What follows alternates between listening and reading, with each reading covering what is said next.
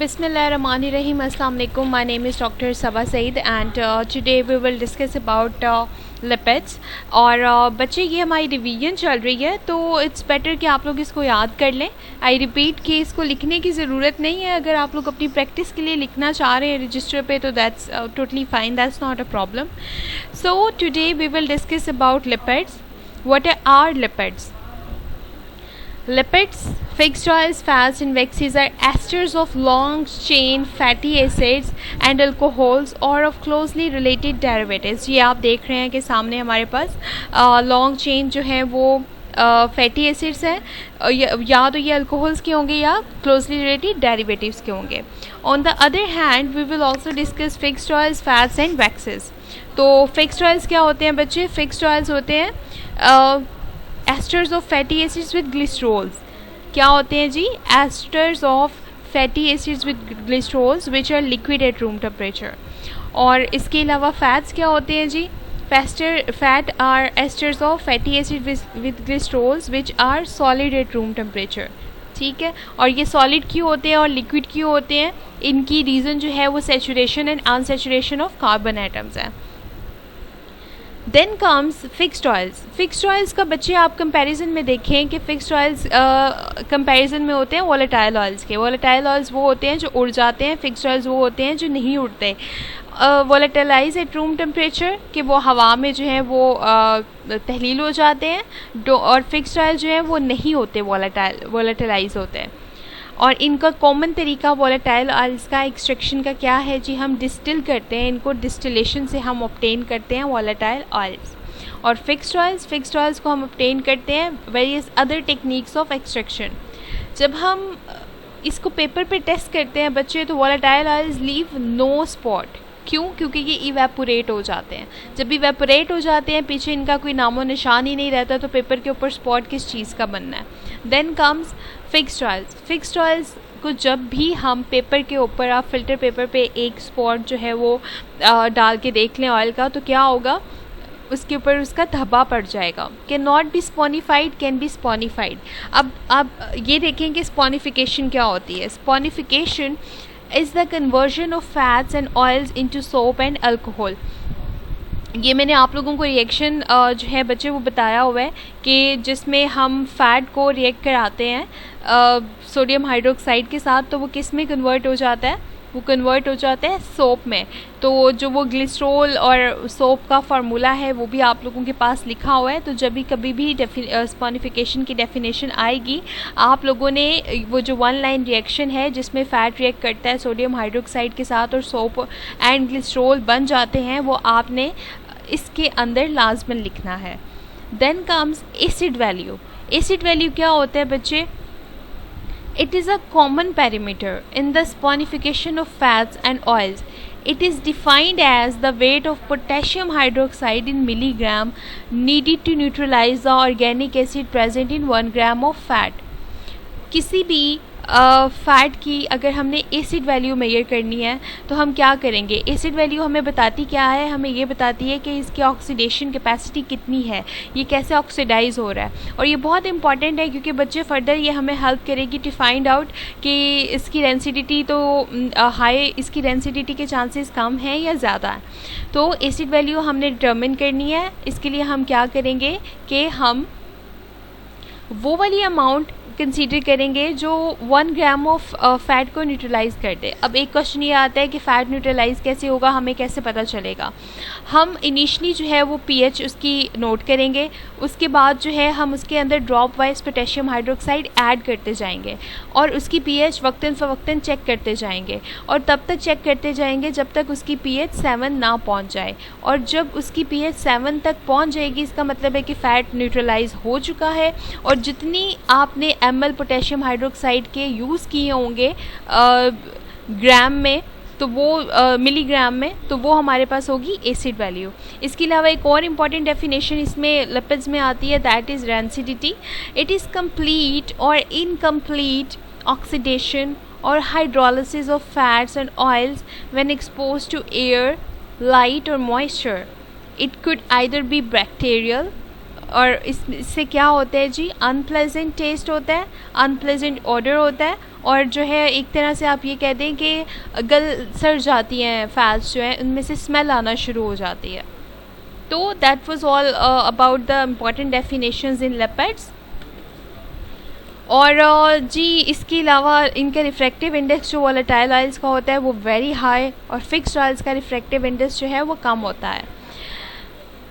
और स्पॉनिफाइड जो है वो हम वोलेटाइल ऑयल स्पॉनिफाई नहीं हो सकते। ऑब्वियसली बच्चे एक चीज़ जो है वो उड़ रही है, वो उसका कोई वजूद ही बाकी नहीं बच रहा, तो उसको हमने स्पॉनिफाई क्या करना है। While on the other hand जो सॉप वगैरह बनते हैं, ये जो गाय सोप होते हैं, ये प्योरली फैट से बनते हैं। ये जो हैं ये कैन बी स्पॉनिफाइड, इनको सोप में कन्वर्ट किया जा सकता है। तो हमने अभी रिसेंटली क्या डिस्कस किया है जी, हमने ये देखा है कि लिपिड्स क्या होते हैं। लिपिड्स एस्टर्स होते हैं लॉन्ग चेन फैटी एसिड्स के विद अल्कोहल और closely related derivatives. Fixed oils होते हैं जी एस्टर्स फैटी एसिड्स के विद ग्लिसरॉल। और फैट्स क्या होते हैं, ये सॉलिड एट रूम टेम्परेचर होते हैं, और फिक्स्ड ऑयल्स क्या होते हैं, लिक्विड एट रूम टेम्परेचर होते हैं। While waxes at the other hand are esters of fatty acids with alcohols other than glycerol. अब हम देखते हैं कि इसमें कौन कौन से एक्टिव मॉइटीज़ प्रेजेंट हैं जो हम यूज़ करते हैं डेली लाइफ में। ये हमारे पास कैस्टर ऑयल है, ये तकरीबन हर इंसान ने बच्चे कैस्टर ऑयल देखा हुआ है, ये कोई इतनी नायाब चीज़ नहीं है, बड़ा इजीली अवेलेबल होता है।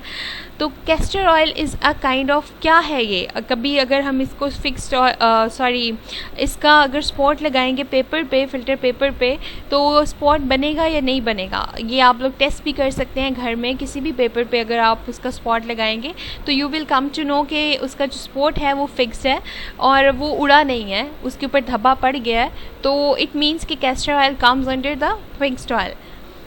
और अगर यही वॉलेटाइल ऑयल होता तो आपको पता चलता है कि उसके ऊपर कोई भी धब्बा नहीं है। अगर आप परफ्यूम्स लगा के देख लें, परफ्यूम्स किसी पेपर पे, तो आपको जो जिसमें ज़्यादा अल्कोहल के कॉन्स्टिट्यूएंट होंगे उसका कोई धब्बा नहीं बनेगा।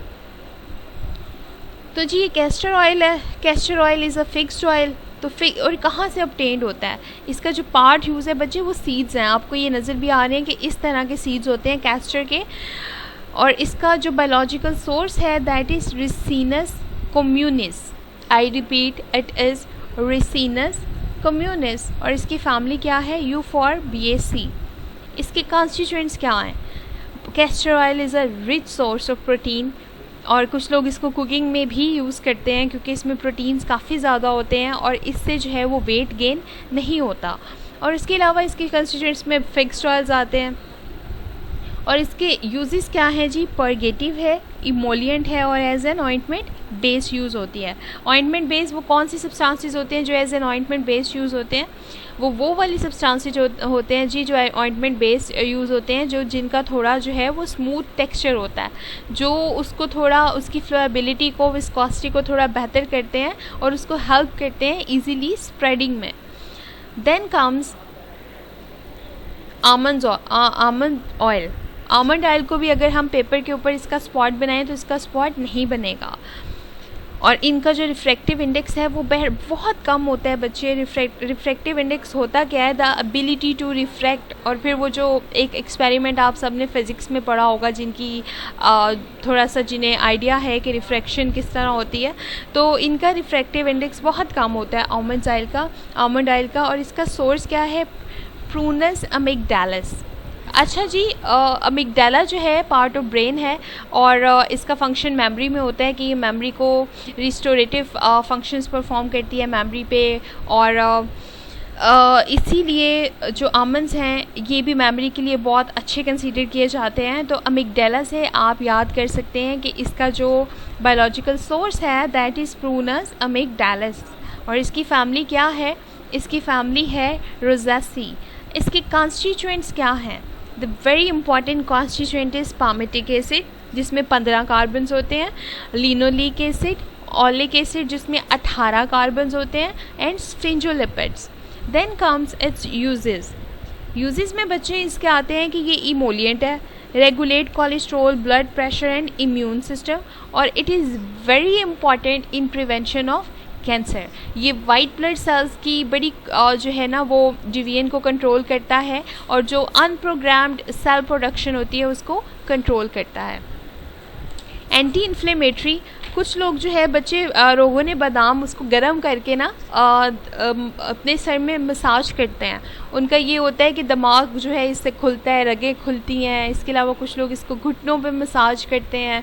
तो एंटी इन्फ्लेमेटरी होता है बच्चे, सोजिश कम करता है। यूज्ड इन कॉस्मेटिक्स, क्योंकि इससे स्किन पे बड़ी ग्लो आती है। तो it's very important constituent of cosmetic as well. Then comes a very I would say magical drug या magical constituent that comes under the class fixed oil, that is aloe vera। ये बच्चे ऐसी जो है वो हमारे पास ड्रग है, ये ऐसा हमारे पास प्लांट है जिसके ऊपर मेरा ख्याल है आप लोग सारे पूरी बुक भी लिख सकते हैं। कोई ऐसी चीज़ नहीं है, कोई ऐसी इंडस्ट्री नहीं है जहाँ पे एलोवेरा जो है वो एलोवेरा जेल या एलोवेरा ना यूज़ होता हो। तो जी इसका बायोलॉजिकल सोर्स क्या है? इसका बायोलॉजिकल सोर्स है एलो बार्बाडेंसिस। इसकी फैमिली है एस्फोडिलेसी। ठीक है, इसकी फैमिली क्या है जी? एस्फोडिलेसी। और इसके कॉन्स्टिट्यूएंट्स क्या हैं जी? एलोवेरा जेल जो है that is a very rich source of salicylic acid. और इसमें क्या चीज़ें प्रेजेंट है? इसमें सैपोनिन्स प्रेजेंट है। तो it is use for moisturising skin. तो ये कहाँ यूज़ होगी? क्रीम्स में, लोशंस में और कॉस्मेटिक इंडस्ट्री में। For healing and soothing agent for damage dry and burn skin. गर्मियों में कुछ लोग बच्चे इसको यूज़ करते हैं कि स्किन पे इसका बड़ा कूलिंग इफेक्ट होता है, और जो स्किन के ऊपर छोटे दाने बन जाते हैं गर्मी की वजह से, इसके ऊपर भी इनका बड़ा अच्छा असर होता है। Then comes theobroma oil.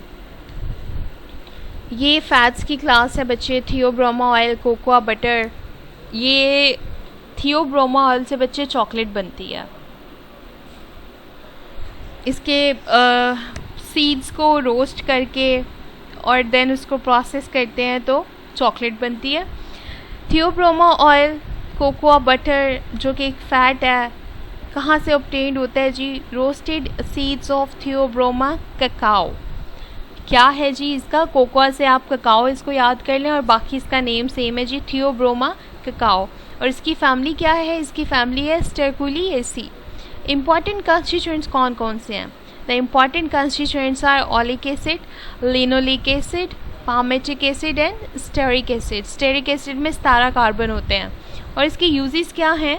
इसके इंपॉर्टेंट यूजेस ये हैं कि ये एज अ स्पोस्ट्री बेस्ड यूज़ होता है। स्पोस्ट्रीज होती क्या हैं बच्चे? ये हम सब ने आई गेस देख रखी हैं। डोजेज फॉर्मुलेशन आपकी फार्मास्यूटिक के प्रैक्टिकल्स में भी होंगी स्पोस्ट्रीज, जिसमें आपने डिटेल में पढ़ा होगा।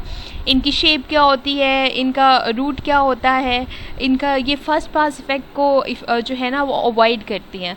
तो कोकोआ बटर जो है वो मेल्ट कर दे जाता है बच्चे, जब हम इसको हथेली पे रखते हैं ना तो ये मेल्ट कर जाता है। तो that's why it is use in suppositories के ये फ़ौरन से मेल्ट कर जाता है और फ़ौरन एक्शन देता है। इसका जो मेल्टिंग पॉइंट है या जो मेल्टिंग टेम्परेचर है that is almost same as the temperature of our body. तो that's why it is use as a suppository base. ये आपसे वाइवा में पूछा जा सकता है कि थियोब्रोमा ऑयल जो है वो क्यों स्पोस्ट्रीज में यूज़ होता है, क्योंकि इसकी मेल्टिंग एबिलिटीज़ बहुत अच्छी हैं। Then comes waxes. वैक्सेस होती क्या है बच्चे? ये एस्टर्स होते हैं फैटी एसिड्स के with alcohols other than glycerol. तो waxes are esters of fatty acids with alcohols other than glycerol. Then comes beeswax. ये बीज वैक्स भी आपको जो है उसमें आ सकती है आइडेंटिफिकेशन में। आपने जो सूटिक्स में प्रैक्टिकल किए होंगे उनमें आई एम श्योर कि आपने किसी ना किसी में बीज वैक्स लाजमन इस्तेमाल की होगी। तो इसका सोर्स क्या है? It is obtain from honey comb of bee apis mellifera.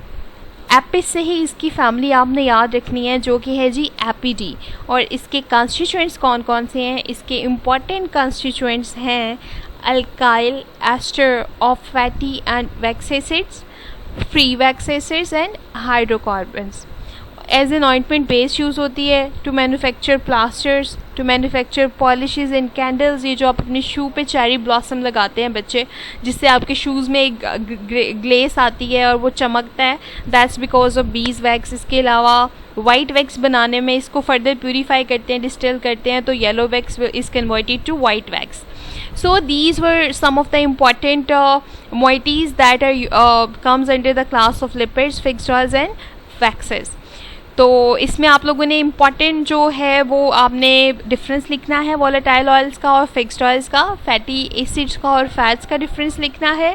आप लोगों को पता होना चाहिए कि सैचुरेटेड फैटी एसिड्स क्या होते हैं और अनसैचुरेटेड फैटी एसिड्स क्या होते हैं.